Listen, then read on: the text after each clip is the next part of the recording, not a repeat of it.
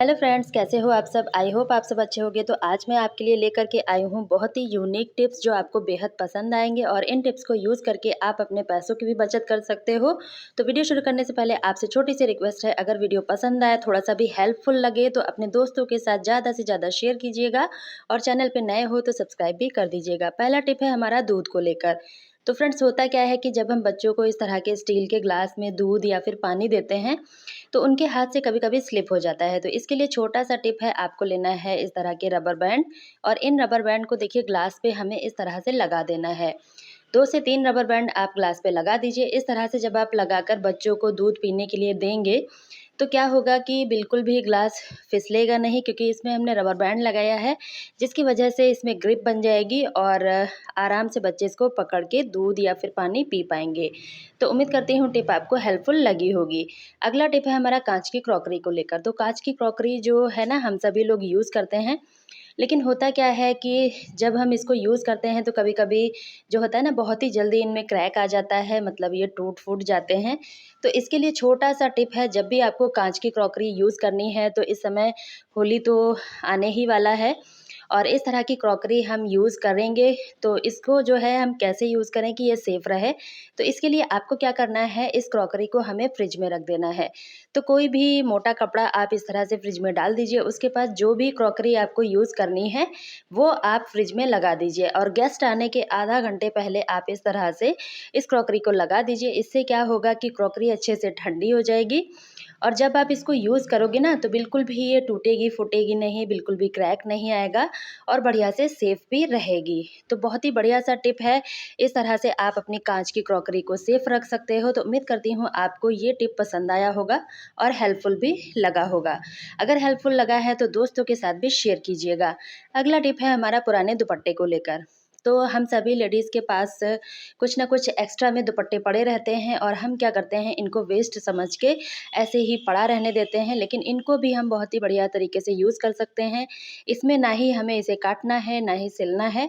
तो इसके लिए देखिए, मैंने इस तरह से इसको ट्रायंगल शेप में फ़ोल्ड कर दिया है और इस तरह से फ़ोल्ड करने के बाद दूसरे साइड से भी हमें इसी तरह फ़ोल्ड कर देना है। दुपट्टे को मैंने पहले 4 फ़ोल्ड किए थे और उसके बाद इस तरह से पिलो को अंदर इसके कवर कर दिया है और ट्रायंगल शेप देते हुए इस तरह से इसके कॉर्नर को सही करते हुए हमें इस तरह से मिलाना है।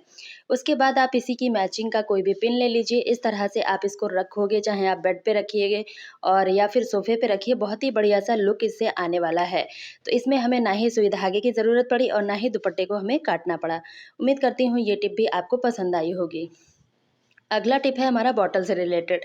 तो यहाँ पर मैं बॉटल से एक ऑर्गेनाइज़र बनाने वाली हूँ। तो इसके लिए देखिए, मैंने जो है 2 तरीके की बॉटल ले ली हैं। आप इनमें से कोई भी एक बॉटल ले लीजिए और इसको देखिए हमें ऊपर से काट देना है। मतलब एक बॉटल को हमें 2 पार्ट में डिवाइड कर देना है। तो नाइफ़ को गरम करके ईज़िली हो जाता है, ज़्यादा टाइम नहीं लगता है। या फिर आपके पास कटर है तो आप उससे भी कट कर सकते हो।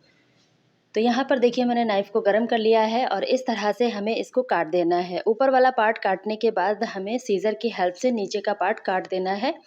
तो इस तरह से देखिए, एक साइड से मैंने काट दिया है, सेम तरीके से हमें दूसरे साइड से भी कट कर देना है। और इस तरह से कट कर दिया है हमने, 2 पार्ट में डिवाइड हो चुका है।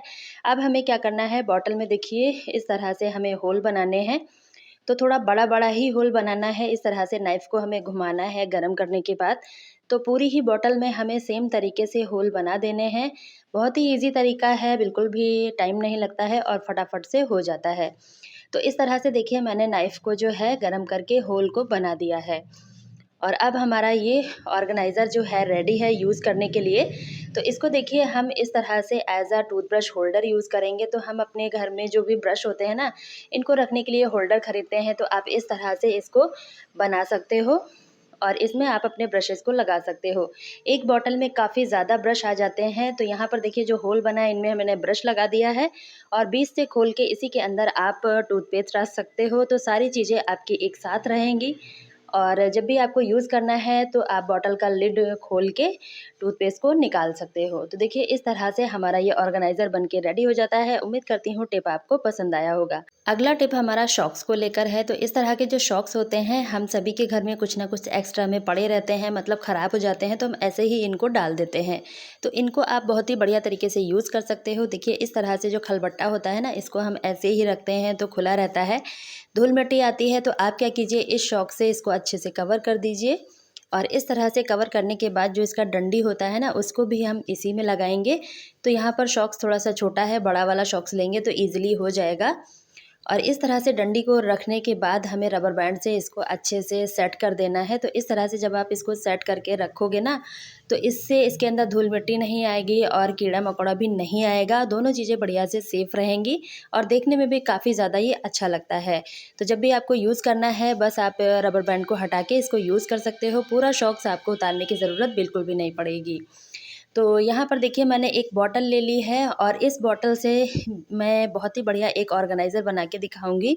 तो इसका हमें माउथ वाला पार्ट निकाल लेना है और इस पार्ट को निकालने के बाद हमें यूज़ करना है।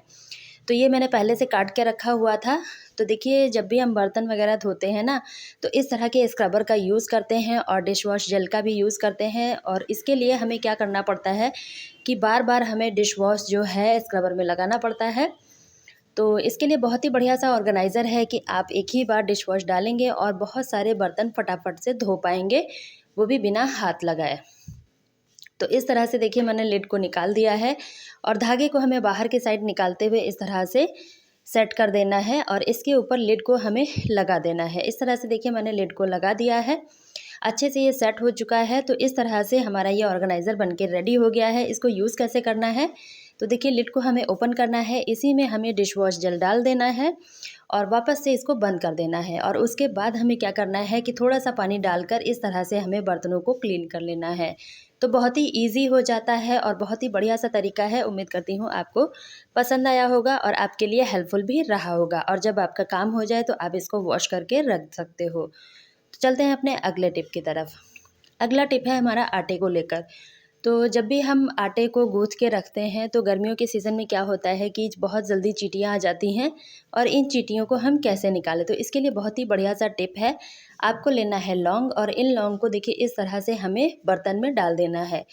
तो इस तरह से आप जब डाल दोगे तो लौंग की स्मेल से चींटियाँ बहुत ही जल्दी भागती हैं, क्योंकि लौंग की स्मेल काफ़ी ज़्यादा हार्ड होती है। तो देखिए मैंने यहाँ पर लौंग को डाल दिया है और थोड़ी देर के लिए हमें ऐसे ही ढक्कन को खोल के छोड़ देना है। इस तरह से आप देखोगे कि चींटियाँ जो हैं खुद ब खुद निकल जाएंगी, बिल्कुल भी हमें निकालने की ज़रूरत नहीं पड़ेगी। तो बहुत ही बढ़िया सा टिप है। इस तरह से आप जिस भी चीज़ में चींटियाँ आ गई हैं, लौंग को डाल दीजिए और चींटियाँ बहुत ही आसानी से खुद से निकल जाती हैं। तो उम्मीद करती हूँ टिप आपको पसंद आया होगा। तो आज का वीडियो कैसा लगा है कमेंट करके ज़रूर बताइएगा। अगर अच्छा लगा है तो ज़्यादा से ज़्यादा शेयर कर दीजिएगा और चैनल पे न्यू हो तो सब्सक्राइब भी कर दीजिएगा। और वीडियो का लिंक डिस्क्रिप्शन बॉक्स में दिया है, आप वहाँ से देख सकते हो। तो बाय बाय फ्रेंड्स।